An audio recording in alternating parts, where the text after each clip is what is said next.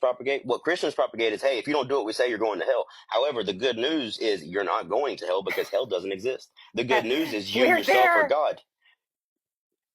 Hell Yeah, is a we're state of there. mind. Heaven's a state of mind. It is literally just a state of mind. If you wake up every day knowing that today is the day of your success, and you know it as much as you know the sky is blue, the grass is green, and whatever else you know to be fact, you have to know that this is your birthright. To live a good, happy life is your birthright. That's why I say the greatest trick ever played on humanity was convincing them of heaven.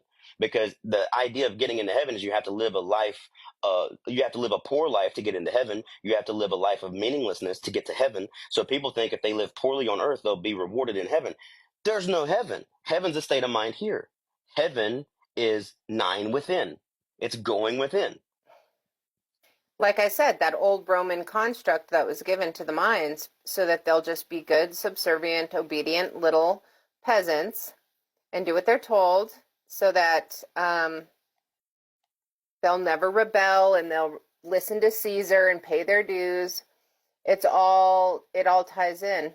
It does, and it's actually it's so interesting because I actually had a Sunday school teacher who got in a lot of trouble when I was because she was teaching things like this, and she said you always have to watch out for the census taker. That doesn't mean the people that count the number of people. The census taker is the people that hijack your senses, and there's a lot more than just the five physical senses. There's also the sense of fear, right? And the Christians use fear tactics to get people over to their side because it's only with fear that you can control people. You cannot be controlled without fear.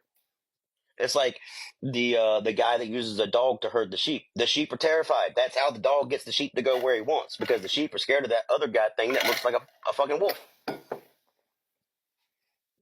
You can only control people through fear. And that's why the Bible says to not fear, but above all things love. The Bible was or very perfect specific love that it casts says, out all fear.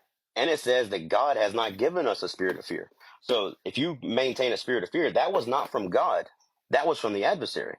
Who's the adversary? The adversary is your lower flesh. The same thing that controls lust controls fear.